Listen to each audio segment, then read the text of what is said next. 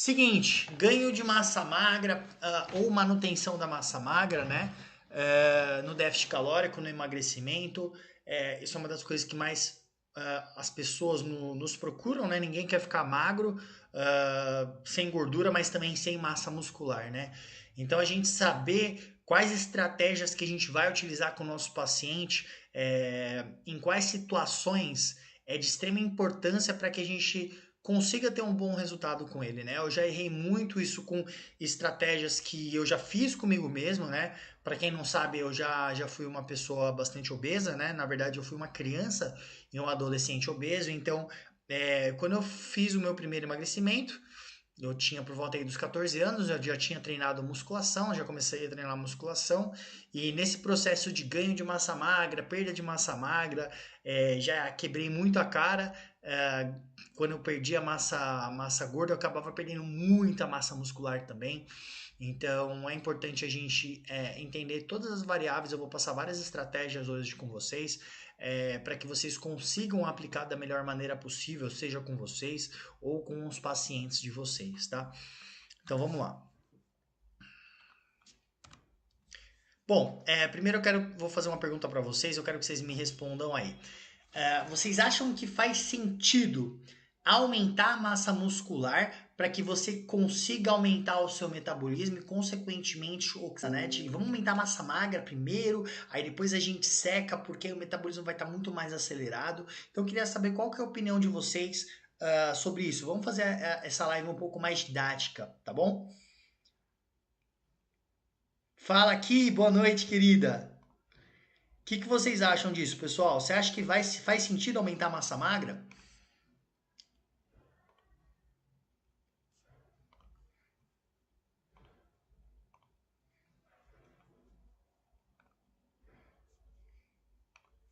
Pessoal, o fato é o seguinte, vamos lá. Eu trouxe aqui uns dados para vocês que vai ficar mais fácil da gente entender esse processo, tá? Então, olha só. Para cada 1 quilo de massa muscular que você aumentar 1 quilo, eu não estou falando glicogênio, não estou falando água, eu estou falando músculo esquelético. E para aumentar de fato 1 quilo de massa magra, não é um processo fácil, tá? Então, olha só. O que esse estudo trouxe pra gente? 1 quilo que você aumenta, você vai aumentar a sua taxa metabólica basal em torno de 13 calorias. Então imagina só, se você ganhar 10 quilos de massa muscular, o seu metabolismo vai aumentar em torno de 130 calorias. Então assim, não é nada significativo o ponto de vista de estratégia de querer aumentar a massa muscular primeiro, para aí sim depois perder gordura, né? Até porque a gente pode até falar outras lives sobre isso, mas quanto mais gordura você tem, mais resistência à insulina você tem à inflamação e o processo de hipertrofia fica muito mais difícil. Por isso que eu gosto muito de pensar em uma pessoa, principalmente que tem uma quantidade de gordura corporal mais alta, em um déficit calórico onde provavelmente a resposta de hipertrofia dela será melhor, a síntese proteica dela será melhor do que ela fizesse um superávit calórico. Ela vai ganhar massa magra? Vai. Só que ela ganharia muito mais gordura nesse processo do que própria massa muscular. Então a gente tratando o ambiente fisiológico se encontra essa pessoa obesa, a resposta dela tende a ser muito melhor no longo prazo. É lógico que isso vai ser diferente de um indivíduo que já tem menos gordura, tá? E aqui eu mostrei para vocês também que o adipócito, ele vai ter um gasto aí de 4,5 calorias, tá? A cada quilo, tá bom? Então, vejam, aumentar a massa muscular não é significativo do ponto de vista metabólico, tá? De aumento de taxa metabólica, certo?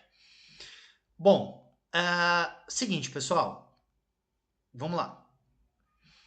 Aqui, para vocês terem, para ficar um pouco mais didático também, que acontece? Para que a gente consiga aumentar de fato músculo, hipertrofia muscular de fato, porque assim, síntese não necessariamente está associado com hipertrofia, está associada, mas nem sempre quando você aumenta a sua síntese, isso vai mostrar que você teve uma hipertrofia muscular, né? Ou seja, actina e miosina, você tem maior quantidade de actina e miosina pela hipertrofia muscular. Então, basicamente, para que aconteça essa hipertrofia muscular, durante vários dias, no longo prazo, semanas e meses, a sua síntese, ela precisa ser sempre maior que a degradação de proteína, tá? Então aqui no caso, seria mais ou menos aqui mostrando no estudo, onde a síntese é mais ou menos parecida com o catabolismo. A gente consegue fazer com que aumente a síntese proteica, tá? Então, consequentemente, isso no decorrer dos dias, semanas e meses, a gente faz com que esse indivíduo consiga aumentar a massa muscular dele. No caso, aumento de síntese de actina e miosina. Actina e miosina são as proteínas contráteis do músculo esquelético, tá? Então, uma das variáveis seria aumentar a musculação, no caso, o exercício resistido, para que aumente a síntese proteica e isso, no longo prazo, gere um balanço nitrogenado positivo para que esse indivíduo ganhe massa muscular, tá? Então, vamos entender de pouquinho em pouquinho e mais para frente da aula a gente vai entendendo como que a gente pode fazer com que a gente faça isso no déficit calórico, no emagrecimento, tá? Deixa eu só voltar, tirar minha cara daqui. Então vamos lá. Para a gente entender um pouquinho com relação à síntese proteica, tá? E o gasto de ATP, tá? Então, para que a gente consiga aumentar a síntese proteica, a demanda que o nosso corpo necessita de ATP é extremamente alta, tá? Então vamos entender o seguinte, olha só.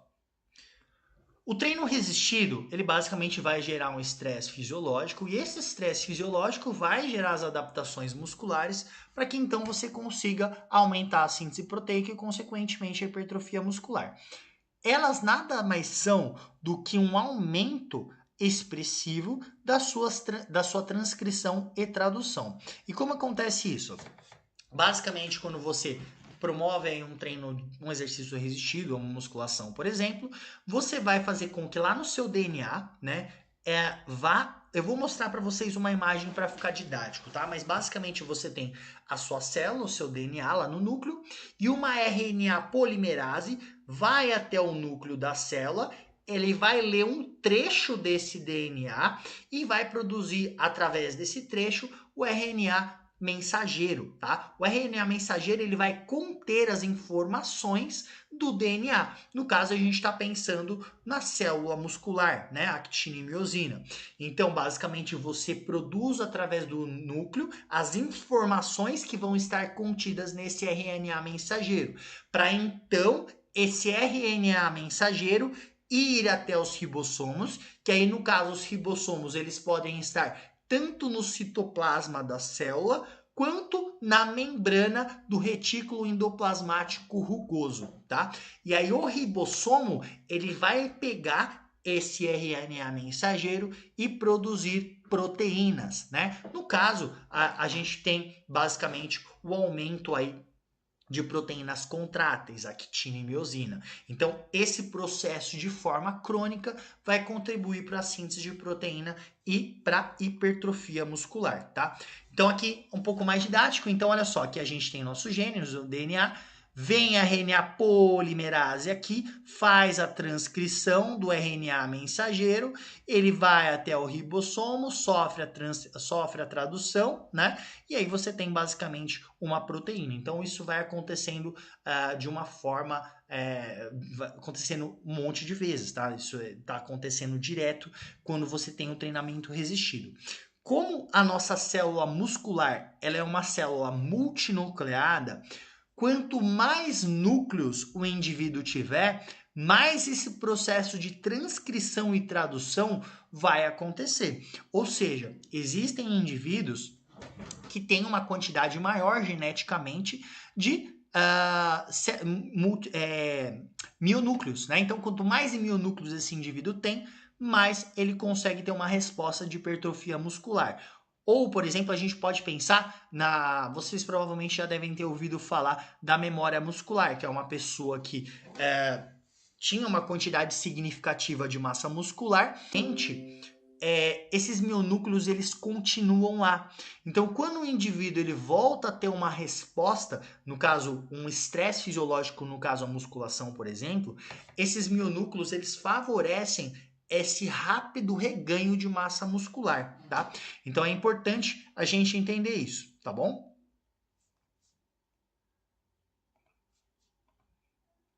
Então olha só, pessoal. Aqui seriam as células satélites. Então, você tem aqui a sua fibra muscular, você tem um estímulo mecânico, no caso a musculação, por exemplo, e você vai ativar as células satélites, tá? O que vai acontecer? A fibra muscular que foi lesionada, as células satélites vão até essa região, tá? Elas se fundem com a fibra muscular e, consequentemente, vão remodelar e reparar a fibra muscular, tá? Podendo doar mionúcleos para essa célula, tá? No caso, a célula muscular, tá? Sempre se pensou, pessoal, que o principal fator que está relacionado com a hipertrofia era a lesão da célula muscular. E vários estudos hoje mostram, junto ao Stuart Phillips, tem o Clayton, que é um excelente pesquisador aqui do Brasil, que tem vários estudos sobre síntese proteica, treinamento resistido. Então eles mostraram que, na verdade, não é o dano, né, a lesão de fato com que vai fazer com que você aumente, né, você tem hipertrofia muscular, tá? Mas isso é assunto para a gente discutir depois. Mas o ponto é o seguinte, as células satélites, elas não estão associadas por esse reparo que elas fazem de gerar hipertrofia muscular, tá? Então, olha só, veja bem, para a gente entender um pouquinho mais esse mecanismo. Quando você tem o estresse, no caso na musculação, esse estresse mecânico que você tem, lá na sua célula muscular, no seu músculo, você tem os fosfolipídios de membrana. O que vai acontecer? Você vai quebrar esses fosfolipídios e você vai ativar a enzima, as fosfolipases A2 e C, tá? Quando você ativa essas enzimas, você tem a geração de ácido araquidônico. Esse ácido araquidônico, por sua vez, vai ativar ciclooxigenases 1 e 2, que são a COX-1 e COX-2. Quando você ativa essas enzimas, consequentemente, você tem a produção de prostaglandinas. Então, prostaglandinas estão associadas à dor e à inflamação. As prostaglandinas, elas vão fazer com que você atraia, por exemplo, macrófagos, neutrófilos, monócitos, que é o que a gente vê aqui basicamente nessa imagem. Quando você atrai essas células do sistema imune, consequentemente, você tem a liberação de citocinas pró-inflamatórias, como interleucina 6, TNF-alfa, enfim. E o que acontece? Essas citocinas pró-inflamatórias geradas vão ativar as células satélites, vão fazer com que as células satélites vão no local da inflamação, da dor, e vão fazer a reparação desse tecido. Agora, o que eles descobriram, pessoal? Que, na verdade, um dos processos que auxiliam nesse processo de hipertrofia, que a célula satélite está relacionada com esse, é o seguinte. Primeiro, você tem um aumento mais desse volume, faz com que aí as células satélites vão e doem o mionúcleo da célula satélite para a célula muscular. Por quê? Para conseguir suportar o tamanho que foi aumentado da fibra muscular, tá? Então, a principal ação relacionada à hipertrofia da célula satélite é doar o mionúcleo quando a fibra muscular já sofreu hipertrofia, justamente para suportar esse aumento. É como se fosse basicamente, imagina, pilares para conseguir suportar esse aumento, tá legal? Além disso, a gente vai ter várias outras vias relacionadas com a síntese de proteína e hipertrofia muscular. Então, o próprio exercício resistido, ele vai ativar a proteína quinase ativada por mitógeno, que vai influenciar diretamente aqui a transcrição e tradução, tá? O próprio treinamento resistido, basicamente o estresse fisiológico, ele também vai liberar ácido fosfatídico. O ácido fosfatídico, por sua vez, vai ativar aqui, ó, via de AKT, mTOR, P70 e aumento da síntese de proteína. Sem contar que a via de AKT, ela vai ter uma ação de inibir FOXO, MRF1, que é uma enzimas que estão relacionadas com atrofia muscular, tá? Degradação de proteína da hipertrofia muscular no longo prazo, tá bom? Pessoal, tô vendo que tá meio que caindo e voltando a conexão. Vocês estão conseguindo me ouvir bem? Mecanotransdução, exatamente, Lucão. Tá todo mundo me ouvindo bem aí?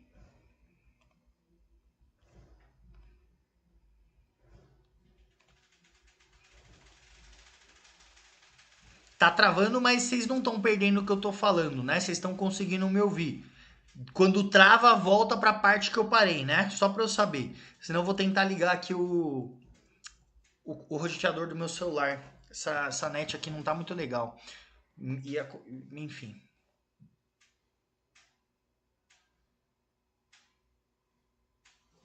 Deixa eu fazer um teste aqui, pessoal. Pera aí.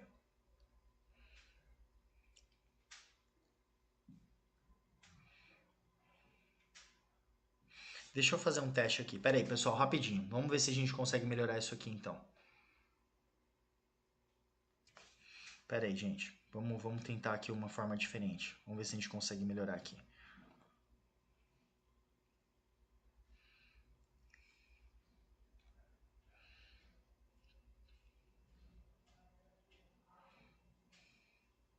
Vou fazer um teste aqui.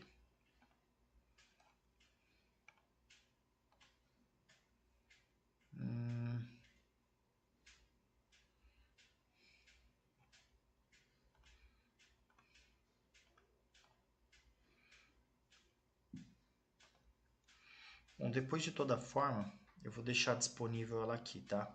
Mas eu acho que agora eu consegui arrumar. Bom, vamos lá, voltando aqui, pessoal. Vamos lá. Então, olha só. Entendendo isso, via de mTOR, tá? Regeneração de actina e miosina, ressíntese de glicogênio muscular, proteína quinase ativada por mitógeno, que seria basicamente essa via aqui, tá? Só para vocês entenderem uma coisa, essa via aqui, ela é sinalizada principalmente por radicais livres. Por que eu tô falando isso? Não faz sentido, tomem muito cuidado em utilizar vitaminas antioxidantes, anti-inflamatórios que vão inibir radicais livres no período pré-treino. Porque basicamente, se você inibe esses radicais livres, você vai inibir as respostas adaptativas do treino e também, principalmente, você vai acabar inibindo essa via aqui. E aí você vai ter uma via de síntese de proteína prejudicada, porque você vai estar diminuindo aqui a transcrição, tá? Então é muito importante tomar cuidado com elevadas doses de vitamina C, zinco, selênio, quantidades elevadas de curcumina, resveratrol, tudo que tiver uma ação anti-inflamatória e antioxidante pode acabar prejudicando. Então nós precisamos de estresse oxidativo, de radical livre durante o treino, para que haja as adaptações musculares e, consequentemente, esse aumento da síntese de proteína, tá bom? Mesma coisa serve para anti-inflamatório, só que o anti-inflamatório ele vai atuar onde? Nas ciclooxigenases 1 e 2, que é quando eu falei que essas vias elas estão responsáveis por aumento de prostaglandinas também e aumento das citocinas pró-inflamatórias que vão chamar células satélites, tá? Então, muita atenção com relação a isso, tá? Principalmente aquele paciente que você pega, começou a treinar há pouco tempo e, sei lá, comprou multivitamínico ou tá tomando anti-inflamatório porque não quer sentir dor depois do treino, tá? Então é importante a gente saber orientar isso para que não tenha um resultado prejudicado. Não na perda de gordura, mas ele poderia ou estar ganhando massa muscular se não estivesse fazendo isso, tá? Ou não perdendo massa muscular, tá? Então é importante a gente ter essa visão mais ampla, tá? De todas as situações, pessoal. Então, o ponto aqui é o seguinte. Então, essa ativação, né, de proteína quinase ativada por mitógeno, as células satélites, estresse de fluxo por ativar aquaporinas. Pensa um treinamento resistido, onde você tem maior pressão de fluxo sanguíneo contra a membrana celular e, consequentemente, por conta disso, você aumenta a síntese de proteína justamente para que você consiga reforçar a estrutura celular. Então, todas essas vias aqui que estão relacionadas à síntese de proteína, elas demandam uma quantidade extremamente elevada de ATP, né? Para que essas vias consigam ficar aumentadas e o indivíduo consiga ganhar massa muscular no longo prazo, tá? Então, isso que a gente tem que ter em mente.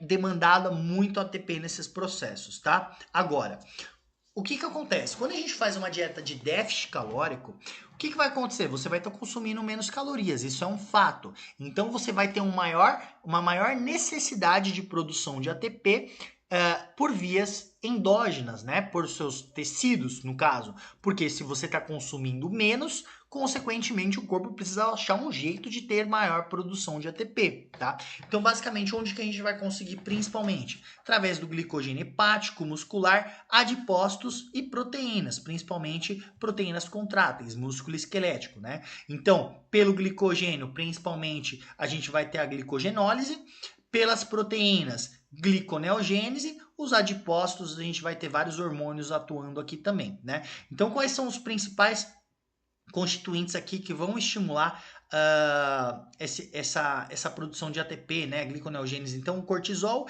ele vai atuar, né, principalmente aqui nos adipócitos, né, gerando basicamente pela adenilato ciclase. Eu vou mostrar para vocês uma foto que vai ficar bem mais fácil de entender. O cortisol, ele também vai atuar aqui em proteínas, gerando gliconeogênese, né, formando glicose para que você continue ofertando glicose para suas hemácias, para o cérebro, que são altamente dependentes de glicose, tá?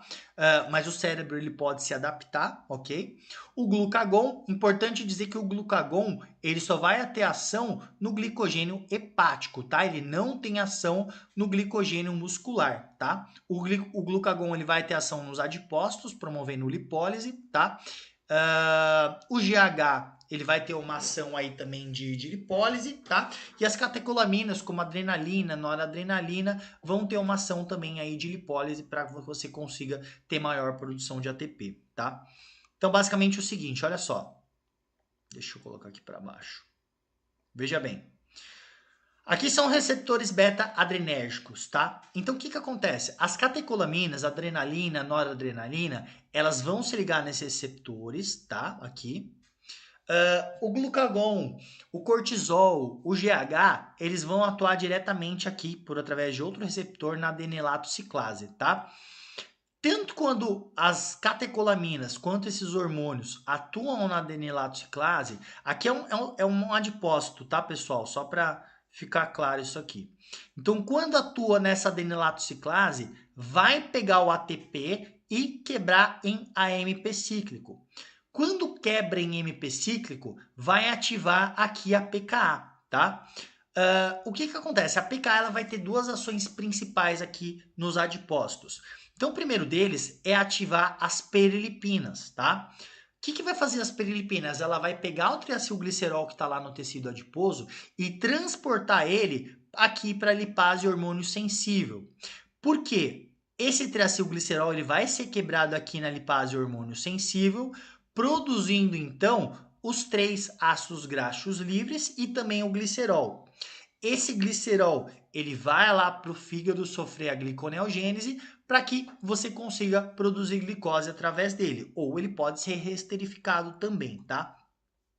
E aí esses 3 ácidos graxos, eles basicamente vão sair ali dos adipócitos, transportados pela albumina, por exemplo, e aonde como que vai acontecer essa queima de gordura de fato? Então, basicamente é transportado através da albumina, principalmente, e esses ácidos graxos, eles vão entrar lá na mitocôndria, né? Pela enzima carnitina palmitotransferase 1. Essa proteína, ela vai transportar basicamente o ácido graxo para dentro da mitocôndria, tá? Muito importante, pessoal, não pode ter falta de carnitina de forma alguma, mas não necessariamente a gente está falando de suplementação de carnitina, tá? Veja bem, talvez não vegano, mas mesmo assim eu não vejo necessidade de suplementação de carnitina. Você não pode deixar faltar de jeito nenhum a síntese de carnitina. Então o que a gente precisa principalmente para ter uma boa síntese de carnitina? Vitamina B2, vitamina B3, vitamina B6, vitamina B12, vitamina C, ferro, ácido fólico, metionina, lisina, tá? Então esses são componentes que você não pode deixar faltar de forma alguma para que você tenha uma síntese de carnitina e, consequentemente, coloque esse ácido graxo livre dentro da mitocôndria, tá? A partir do momento que ela entrou dentro da mitocôndria, você vai fazer aqui a beta-oxidação, né? Onde você vai ter o acetil-CoA para rodar o ciclo de Krebs. O ciclo de Krebs, ele tem a principal, você vai produzir ATP ali, mas principalmente a ação ali do ciclo de Krebs é fazer com que você extraia prótons de hidrogênio, íons de hidrogênio. Esses hidrogênios, eles vão até a cadeia transportadora de elétrons lá nas mitocôndrias, para que então você consiga produzir ATP através desses íons de hidrogênio. Então, basicamente, a gente produziu ATP aqui através da gordura. Você conseguiu você conseguiu oxidar gordura, né? Perder gordura vai depender do balanço energético negativo. Então, se esse indivíduo ele tiver um balanço energético negativo, esse processo acontecendo de forma constante no curto e no longo prazo vai fazer com que o indivíduo perca gordura, tá? Agora, se a gente sabe que esse processo vai ter uma geração de ATP, o que a gente entende? Vamos pensar da seguinte forma, vamos raciocinar. Um indivíduo que tem uma maior quantidade de gordura corporal, que está num treinamento resistido, e aí vários outros fatores que a gente vai comentar no decorrer da aula. Como ele tem um armazenamento muito maior, por mais que esse indivíduo faça um déficit calórico, ele vai ter uma produção, ele vai ter uma geração de ATP aí maior. Então, principalmente com esse indivíduo não é treinado, tá? Mas isso acontece também em indivíduos treinados. Quando ele faz uma restrição calórica, ele acaba promovendo bastante geração de ATP vinda da beta-oxidação, do ciclo de Krebs, da cadeia transportadora de elétrons. Esse ATP gerado, ele vai para onde? Lá para a via de síntese de proteína que ele está demandando por conta do treinamento dele. Em um indivíduo que tem pouca gordura corporal, não necessariamente nesse nível, tá? Mas que tem um percentual de gordura relativamente médio e baixo, vai fazer o quê? Com que fique muito mais difícil o processo de ganho de massa muscular nesse processo, tá? Pode acontecer? Pode acontecer, mas a gente observa isso principalmente em indivíduos que estão utilizando algum tipo de esteroide anabolizante, que a síntese de proteína aumenta bastante e a degradação também diminui. Indivíduos que começaram a treinar há pouco tempo, também, por mais que tenha pouca gordura, a gente observa isso bastante na prática, que quando começa a treinar, fazer algum tipo de dieta, por mais que esteja em déficit calórico, ainda assim esse indivíduo consegue aumentar a massa muscular e perder gordura, tá? Então esses são alguns cenários que isso tende a acontecer de forma mais significativa, tá? É possível sim observar um aumento da massa muscular em um indivíduo que já é treinado, tá? Que é obeso, que tem bastante gordura corporal, porque de novo, lógico que isso vai acontecer numa magnitude um pouco menor, mas ainda assim é possível pelo estoque que esse indivíduo tem de tecido adiposo, tá bom?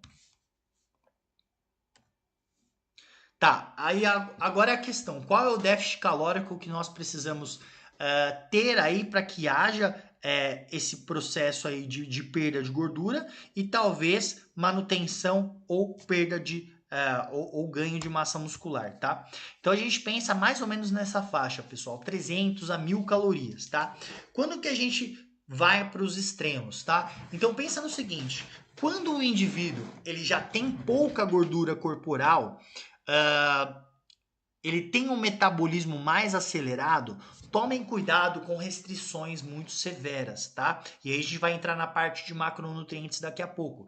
Mas, pensando nesse cenário, trabalhem com poucas calorias de déficit, justamente para que você consiga preservar o máximo possível a massa muscular desse indivíduo, tá? Agora, em um indivíduo que tem muita gordura corporal, pessoal, vocês podem mandar um déficit calórico aqui bem mais elevado sem problema nenhum, tá? E aí é tema para outra live, mas a gente sabe que termogênese adaptativa e todas as adaptações que acontecem no emagrecimento não vem do déficit calórico que você gera, e sim da magnitude do peso perdido. Então, você fazer um déficit calórico maior nesse indivíduo não tem problema. Ele tem muito estoque, tá? E, inclusive, por mais que você faça um déficit calórico maior nesses indivíduos, ainda assim a gente observa ganho de massa muscular no indivíduo, justamente porque o ATP vindo da oxidação na cadeia transportadora de elétrons, que você tem de geração de ATP, ele é utilizado para via de síntese de proteína, tá?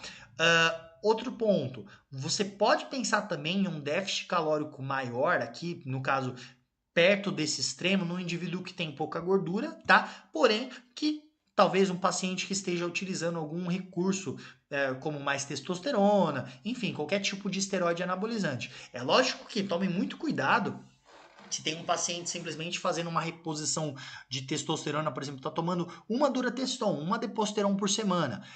A faixa de testosterona dele fica um pouco acima da fisiológica, tá? Então, muito cuidado com isso. Quando a gente fala nesse déficit calórico maior, são indivíduos que estão com a testosterona bem mais alta do que a fisiológica, tá? Então, tomem cuidado comparando terapia de reposição hormonal com indivíduos que estão utilizando uma quantidade maior de esteroide anabolizante, tá? Então, terapia de reposição hormonal, ainda assim, tomem cuidado, tá? Agora, o indivíduo que está tomando mais coisas, testosterona acima de 2.000 e provavelmente esteja utilizando algum outro tipo de recurso farmacológico, que a gente vê bastante isso na prática, você pode trabalhar com um déficit calórico um pouco maior, tá?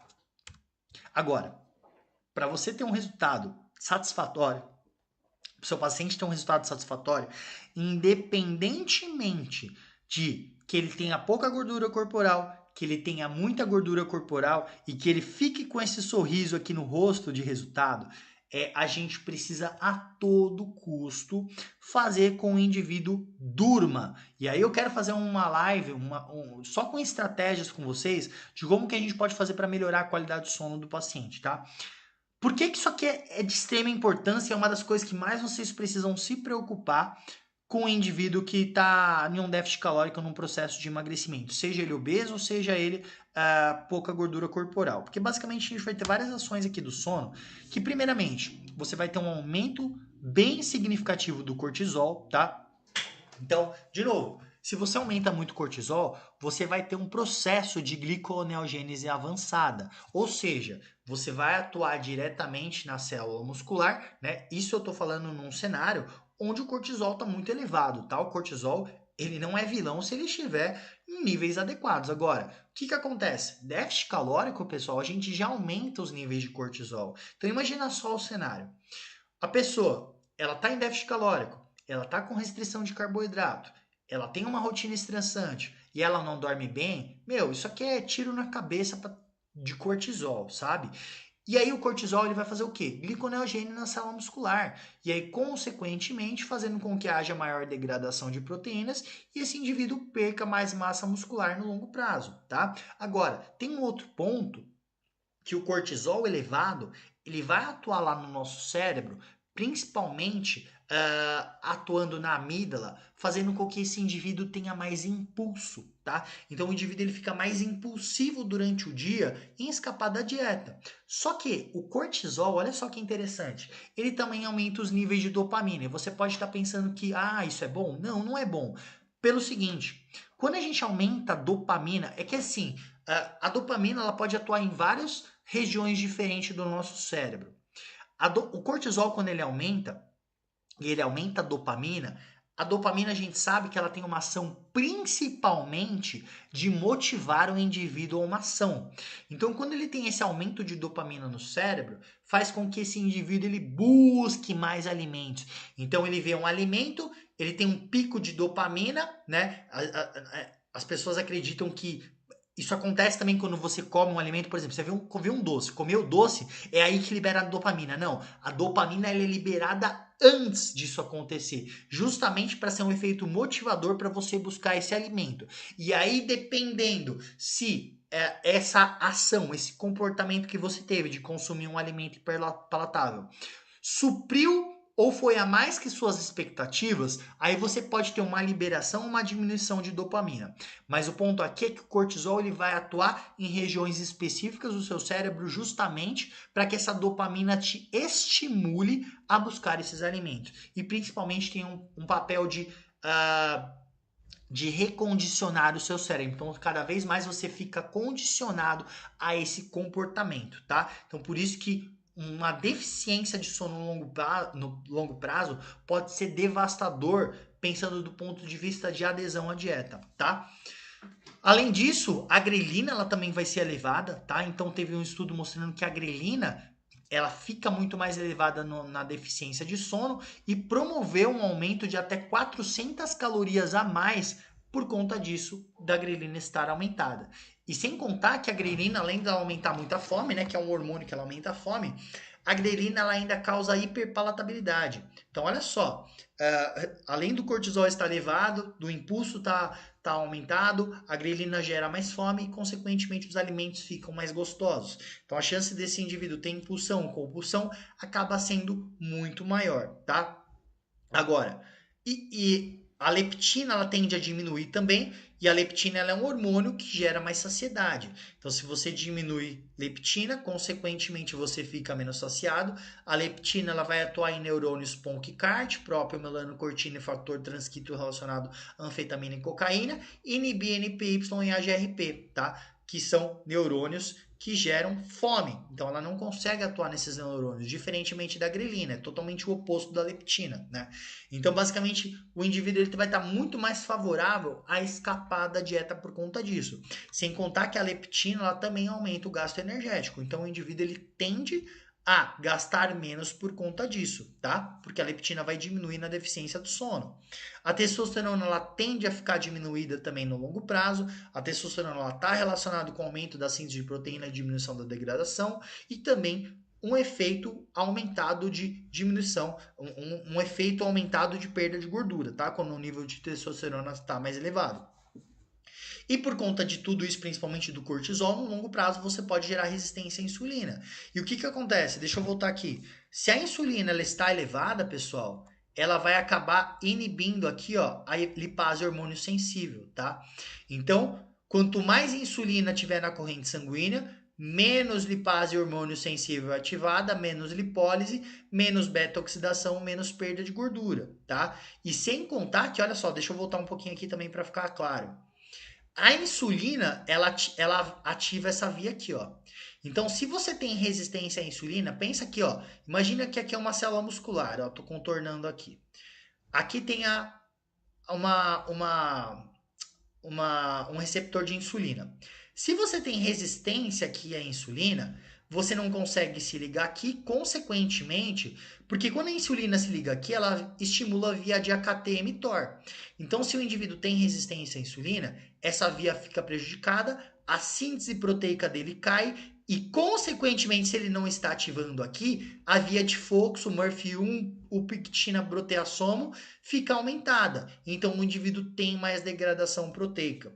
Então, é chave, tanto no emagrecimento, quanto no ganho de massa magra, quanto na manutenção de massa muscular, que a insulina ela esteja com uma boa sensibilidade, tá? Então, a perda de gordura vai ser melhor e, principalmente, o ganho ou a manutenção também vai ser melhor, tá? Então, o sono ele tem vários impactos aqui, é de extrema importância que a gente oriente os nossos pacientes com relação a isso, tá legal?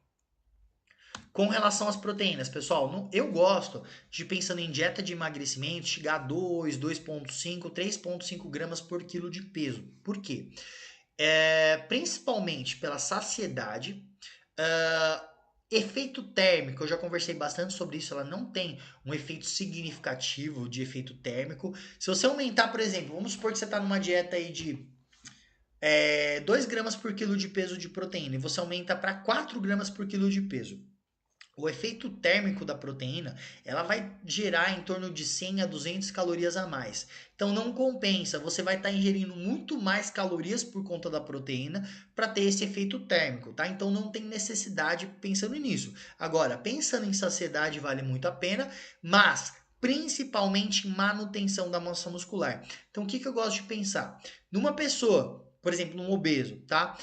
Vale a pena você começar com uma quantidade menor e conforme esse indivíduo vai perdendo gordura, e aí principalmente aumenta a fome dele, e ele fica mais favorável ao catabolismo muscular, você vai aumentando a quantidade proteica aí para uma quantidade mais próxima ao limite, tá? Você pode trabalhar com isso? Pode, mas não vale a pena trabalhar com mais que 3,5 gramas por quilo de peso, tá, pessoal?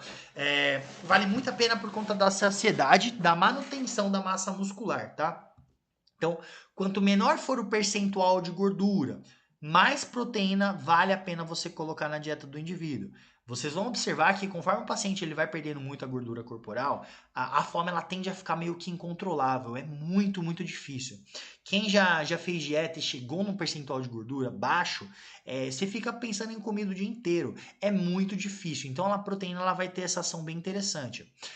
Vale a pena, sim, principalmente aumentar a quantidade de fibras, né? Verduras, legumes, frutas, justamente para ter em conjunto esse efeito sacietogênico e fazer com que o indivíduo consiga se manter na dieta, tá bom?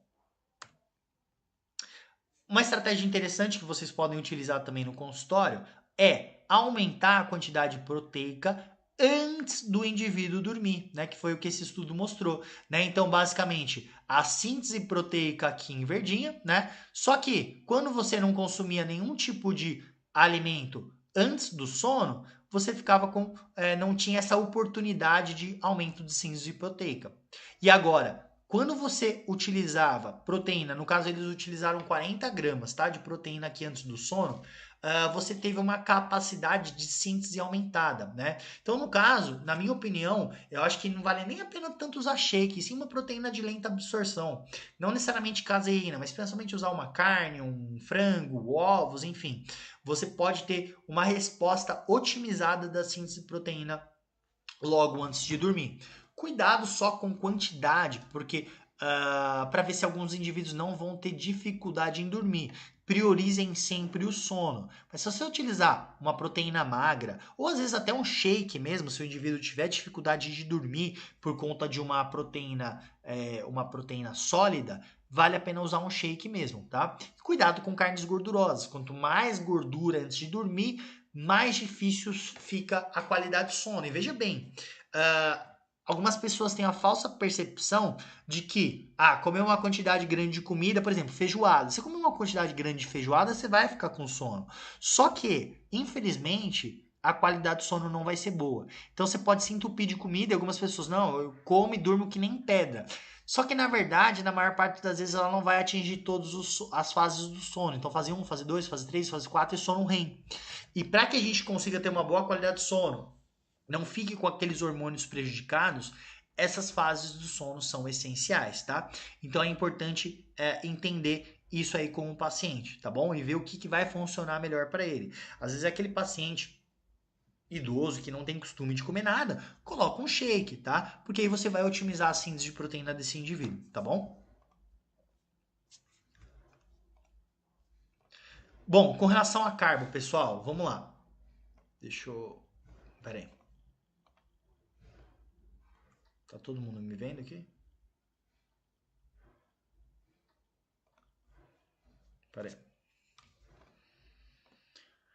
Bom, seguinte, com relação a carbo, pessoal, quanto mais você. Qualquer dieta que você fizer com déficit calórico, você vai reduzir calorias e você vai reduzir insulina também. Por conta que você vai diminuindo gordura corporal, você melhora a inflamação e, consequentemente, você melhora a sensibilidade à insulina. Então, os níveis de insulina tendem a cair. Consequentemente, você tem mais lipólise e tem mais oxidação de gordura também. Porém, o que vai acontecer? O processo de degradação proteica vai aumentar como uma consequência. Isso é normal, tá? Obviamente pensando no indivíduo que tem pouca gordura, né? Então o processo de proteólise ele vai acontecer de uma forma mais exacerbada, tá? Toda vez então que diminui caloria, diminui insulina, a gente tem um aumento dos hormônios contrarreguladores de insulina, como glucagon, cortisol, adrenalina, noradrenalina, GH, tá? Justamente para conseguir continuar ofertando glicose, principalmente para hemácias, cérebro, né? Obviamente, como eu falei, o cérebro ele consegue se adaptar, né, com corpos cetônicos também, se você fica um bom tempo sem glicose, tá? Glicose não, sem carboidrato. Agora, por conta disso, desses hormônios contrarreguladores, principalmente o cortisol e a adrenalina, você vai ter um aumento aqui da gliconeogênese e vai ofertar mais ácido, aminoácido para que você tenha glicose para ofertar para esses tecidos, tá? Agora, quando a gente pensa no indivíduo que tem muita gordura corporal, você pode tranquilamente deixar o carboidrato mais baixo na dieta desse indivíduo, tá? Agora, pensem sempre em adesão. De nada vale, vou colocar mais carbo, menos carbo na dieta dessa pessoa, porque ele tem resistência à insulina, então ele vai responder melhor à perda de gordura, pode até responder. Porém, se você não pensar na adesão à dieta do paciente, de nada vai adiantar. Ele vai fazer 1 semana, 2 semanas, 1 mês e não vai conseguir seguir no longo prazo. Eu já errei muito com isso no começo de atendimentos, então é muito melhor você pensar principalmente em adesão à dieta para depois pensar na dieta perfeita, tá? Agora, o que acontece? Muito cuidado com pessoas que já têm um percentual de gordura médio baixo. Porque quanto mais baixo você deixar o seu carboidrato, mais cortisol você aumenta, sem contar que a própria redução de calorias por si só já vai aumentar cortisol. Diminuiu então carbo, aumenta mais cortisol, aumenta mais glucagon também, consequentemente, se bem que o glucagon ele não vai atuar no glicogênio muscular, só que se você acaba diminuindo o estoque de glicogênio hepático, você consequentemente precisa fazer gliconeogênese de algum lugar. Então é muito provável que você vai ter isso exacerbado na sua célula muscular, tá? Então no indivíduo que tem menor quantidade de gordura corporal, pessoal, cuidado com a restrição de carbo, deixa o carbo um pouco mais alto, principalmente indivíduos com boa sensibilidade à insulina. Porque aí a gente não está pensando só na degradação de massa muscular, mas principalmente desse indivíduo ter um bom estoque de glicogênio muscular e que, consequentemente, ele consiga ter um bom treinamento. E tendo um bom treinamento, o que acontece? Síntese de proteína aumenta, né? Então você consegue, teoricamente, né, durante o decorrer do tempo, ou fazer com que você não perca massa muscular, ou que você tenha até um aumento da síntese de proteína. Tudo vai depender da quantidade de gordura corporal que esse indivíduo tem, tá? Mas, de novo, quero salientar o ponto. Cuidado com o sono do paciente, tá? Este é um dos pontos mais importantes que a gente precisa focar, tá? Com relação à gordura. Bom, cuidado também com restrições de gordura. Apesar que isso é um pouco mais difícil, a gente observa isso mais em atletas, tá? As gorduras benéficas, principalmente, monoinsaturadas, poliinsaturadas, cuidado com excesso de gordura saturada, vai ter um papel importante na produção hormonal, principalmente de testosterona, tá? Agora, indivíduos que estão utilizando esteroides anabolizantes, eles não tem tanta necessidade assim de deixar a gordura mais alta, justamente porque eles já estão ofertando de maneira exógena esses hormônios, tá? Por isso que tem muitos fisiculturistas que acabam nem colocando nada de gordura na dieta. Qual o problema? Primeiro que tem um ponto que as próprias gorduras monoinsaturadas, poliinsaturadas, elas terão uma ação de melhorar a sensibilidade à insulina, mas principalmente de aumentar a palatabilidade na dieta. Fazer uma dieta zero gordura, só proteína e carboidrato, tende a ser mais difícil. A dieta no longo prazo não fica legal, tá? Então é importante a gente pensar aí na quantidade de gordura, né? Mas aí quando a gente está falando num indivíduo que não utiliza nenhum esteroide anabolizante, é extremamente importante que você pense em uma qualidade, uma dieta com uma quantidade de gordura aí considerável, né? Tudo vai depender do quanto de carboidrato que você vai estar colocando, mas cuidado em deixar muito baixo a gordura justamente para que você tenha aí uma boa produção hormonal, tá? Cuidar da microbiota é extremamente importante. Por quê? Bom, olha só que legal esse estudo, pessoal. Quando você tem uma boa microbiota intestinal, e a gente vai falar depois, não, acho que se eu não me engano, na próxima ou na outra live sobre microbiota, tá? Os ácidos graxos de cadeia curta, acetato, butirato, propionato produzidos, eles vão ter uma ação tanto de melhorar a queima de gordura, tá? Porque basicamente você vai aumentar aqui a MPK, PGC1-alfa, aumentou PGC1-alfa, você aumenta a biogênese mitocondrial. Se você aumenta a biogênese mitocondrial, você tem mais mitocôndrias, você consegue ter mais oxidação de gordura. Só que com mais mitocôndrias, você tem menos inflamação, você tem melhora da sensibilidade à insulina e, consequentemente, você tem um melhor resultado de perda de gordura. Só que a gente não pode esquecer que quanto mais mitocôndria, mais rendimento tem esse indivíduo pensando em produção de ATP. Então, o indivíduo no longo prazo, ele tende a render mais no treino, produzir mais no treino. Entre as séries, esse indivíduo ele tem uma recuperação maior, então ele vai ter um rendimento, uma performance no treino melhor, o que consequentemente pode acabar contribuindo para que o balanço de síntese e degradação dele melhore. Só que olha que legal, os ácidos graxos de cadeia curta eles vão ter uma ação também, principalmente, de aumentar a sensibilidade à insulina. Então, se você aumenta a sensibilidade à insulina, é toda aquela via que eu comentei com vocês, de você ativar mais AKT, mTOR, P70, aumento sim de proteína. Aumentou a sensibilidade à insulina, você tem uma diminuição de FOXO, MURF1, atrogena 1 e, consequentemente, menos catabolismo muscular, tá? Então, sempre quando a gente pensa em microbiota, a gente vai ter vários benefícios aí, tanto de massa muscular quanto de perda de gordura, tá? Então, a gente trabalhar também estratégias para aumentar a biogênese mitocondrial faz muito sentido, tá? Então, fitoquímicos, a própria microbiota, ela ajuda na biogênese mitocondrial, enfim, alguns nutrientes como a própria berberina, metformina, uma quantidade mais elevada de vitamina B2, B3, B6, B6 não, B2, B3, elas têm uma ação também na biogênese mitocondrial, mas eu vou fazer uma live só sobre biogênese mitocondrial depois, tá? Mas é importante a gente entender que se você tem mais mitocôndria, lembra, você tem uma usina de produção de ATP.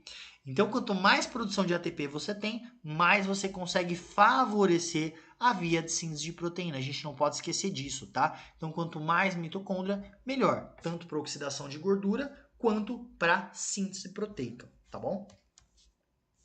Aí algumas coisas extras que a gente pode pensar aqui, pessoal. O ômega 3, por que seria legal o ômega 3? Bom, o ômega 3 ele vai ter uma ação anticatabólica, porque ele vai diminuir enzimas como MURF1 e atrogena 1, que são aquelas enzimas que vão atuar em basicamente aumentar a miostatina, aumentar sistema ubiquitina proteasoma e causar catabolismo muscular. O ômega 3 ele vai atuar em via mTOR, aumentando a síntese de proteína. O ômega 3 ele vai atuar em proteínas desacopladoras lá na mitocôndria, fazendo com que haja um aumento da termogênese. O ômega 3 ele melhora a sensibilidade à insulina. O ômega 3 ele tem um aumento da sensibilização de membrana da célula. Então, consequentemente, quando você tem um treinamento resistido, você tem uma maior ativação de ácido fosfatídico. Então, isso, consequentemente, pode fazer com que você aumente mais via de mTOR, melhorando síntese de proteína também, tá? Então, ômega 3 assim, eu não deixo faltar praticamente na dieta de ninguém. A gente precisa desse tipo de gordura, tá? E os benefícios que ele tem é surpreendente, e assim, o custo-benefício é muito bom, tá? Creatina vale muito a pena, tá? Principalmente pensando na ressíntese de ATP aumentada, performance no treino aumentada e também por ativação de células satélites e uma atividade anticatabólica. Sem contar que a creatina ela tem um efeito antioxidante, tem uns estudos mostrando bem legais sobre melhora da sensibilidade à insulina, aumento do fator neutrófico derivado do cérebro, que pode acabar impactando também na melhora do comportamento do indivíduo, tá? A beta-alanina, coloquei um ponto de interrogação, que ela vai ter um efeito indireto, porque se você consegue aumentar o rendimento do treino no indivíduo, consequentemente você acaba gerando mais respostas adaptativas no treino, né? Maior performance e melhor resultado de síntese proteica também. Toma cuidado, pacientes que tomam muito álcool, né? Então, se você está num déficit calórico, acaba ingerindo muito mais álcool, a degradação de proteica vai ser maior também. Principalmente porque o álcool em excesso ele vai gerar desbiose intestinal, ferrou microbiota, o resultado vai ficar ferrado também. O indivíduo provavelmente vai ter muito maior cortisol, tende a ter mais resistência à insulina, tende a ter diminuição de testosterona e, consequentemente, piora do resultado de perda de gordura. Então, não é que não vai perder peso, ele vai perder peso. Só que a degradação de massa muscular nesse processo vai ser muito maior. A proporção que ele vai perder de massa muscular para gordura tende a ser muito maior, tá? Então, resumão, pessoal. Treinar, né? O treinamento resistido é extremamente importante. Tomar cuidado com o déficit calórico, né? Então, de novo, quanto menos calorias, né? Você pode pensar em dar menos calorias para o indivíduo que já tem pouca gordura corporal e um metabolismo mais acelerado. Conforme o indivíduo ele tem muita gordura corporal, está utilizando algum tipo de esteroide anabolizante, você pode trabalhar com restrições maiores. Indivíduos que têm um metabolismo mais lento, você também pode trabalhar tranquilamente com restrições calóricas maiores, tá?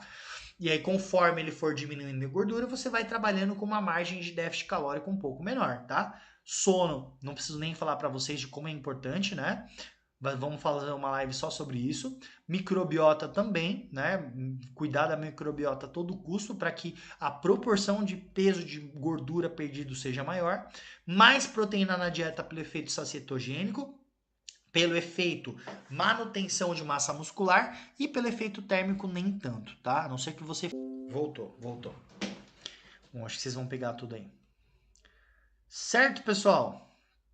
Vamos para as dúvidas. Pessoal, ficou difícil? Deu para entender a live? O que vocês acharam?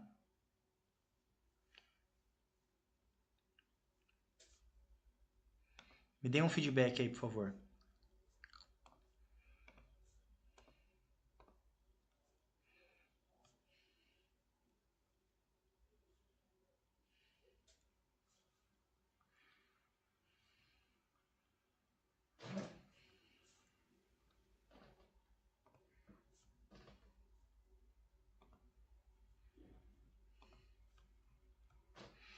Deixa eu ver as perguntas que vocês mandaram aqui.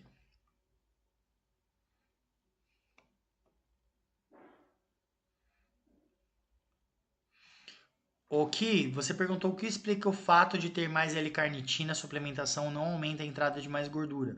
Porque não, assim, se por exemplo, se você, vamos pensar num indivíduo vegano, tá? Que ele não está consumindo B12 e a gente precisa de B12 para que haja síntese de carnitina. Se esse indivíduo suplementar carnitina, isso vai auxiliar. Agora, se você aumenta, se você já tem uma boa produção de carnitina, você suplementar a carnitina não vai fazer com que a sua célula consiga captar mais gordura, porque você já está tendo síntese, então é desperdício. E até tomar cuidado que, por exemplo, com suplementação de carnitina, você pode ainda ter um efeito se o indivíduo tem uma desbiose intestinal, uma quantidade elevada de carnitina pode fazer com que você aumente uma substância chamada trimetilamina. A trimetilamina está relacionada com aumento de riscos cardiovasculares, tá? Então, muito cuidado com relação a isso, tá? Agora, eu acho que não faz sentido ficar suplementando carnitina. Se você está com uma dieta com boa quantidade aí de novo, B2, B3, B6, B12, ácido fólico, vitamina C, ferro, metionina e lisina, tá bom? Ei, Manu! Time IEAR, boa! Manu fez o meu curso, né, Manu? Manu super dedicada. Alexia, deu para assistir, Alexia? Conseguiu acompanhar? Quando eu salvar, eu vou deixar a live salva alguns dias aqui no YouTube, tá? Então, se travou algumas partes, quando o YouTube ele salvar, ele vai tirar essas partes que travaram. Então, o vídeo ele vai rodar lisinho, tá? Ki, obrigado pelo feedback, viu? Show, João. Legal. Pessoal, mais alguma dúvida? Ficou claro? Vocês gostaram da live? Estratégias para evitar a perda de desempenho no treino de força quando está um tempão já em déficit calórico. Você pode fazer um ciclo de carbo, mas principalmente não deixar o carbo muito baixo. Deixa um déficit calórico, só que com uma proporção maior de carboidrato. E aí vê a qualidade do sono, como esse indivíduo se encontra. Aqueles suplementos que eu falei agora no final da live, betalanina, creatina, pode ser muito interessantes, tá? Então essas são estratégias que você pode melhorar bastante o rendimento do treino do indivíduo, tá? Mas atenção na quantidade de sono, principalmente, porque isso vai impactar muito a performance do indivíduo, mas principalmente não deixar um déficit calórico com uma quantidade baixa em carboidratos, tá? Então, que nem eu tô voltando para uma dieta de perda de gordura agora, mas na última dieta que eu fiz de perda de gordura, eu deixei o carbo uma quantidade bem mais elevada. Perdi muita gordura porque eu estava em déficit calórico, mas o meu rendimento no treino estava excelente, né? Então, uma das estratégias melhores é você não deixar o carbo baixo, principalmente porque a sua sensibilidade à insulina vai estar mais elevada, tá? Respondi, Marcel? Não, porque, de novo, Alex, você pensa assim, ó, os radicais livres, eles vão ter ação justamente eles não podem estar em excesso. Radicais livres são importantes. Se você tem uma quantidade aí, a gente pode. É outro tema para outra live, mas os radicais livres, o estresse oxidativo, eles servem, por exemplo, se eles estão em níveis adequados, justamente para ativar, por exemplo, NRF2, que é um fator de transcrição anti-inflamatório. Então, através deles, você aumenta enzimas antioxidantes, como catalase, superóxido de dismutase, tá? No treinamento, esses estresses oxidativos, se você não tiver ele, você não tem as respostas adaptativas do treino, tá? Justamente porque os neutrófilos, macrófagos, monócitos, eles vão gerar essas citocinas inflamatórias, né? No caso, os radicais livres, para que você consiga puxar células satélites e aí, consequentemente, gerar o reparo da fibra muscular, tá bom? O radical livre não é vilão, ele é vilão se ele tiver em excesso, assim como a insulina. A insulina não é vilã, ela é benéfica, a não ser que ela esteja com resistência, o indivíduo tenha muita insulina na corrente sanguínea e não está dando um fim para ela, tá bom?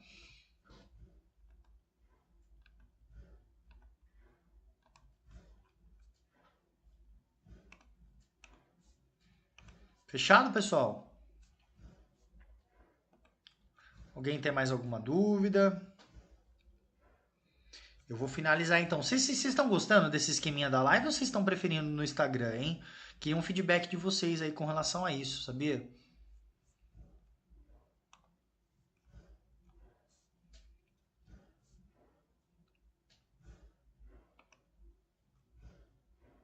Imagina, Marcel, que isso?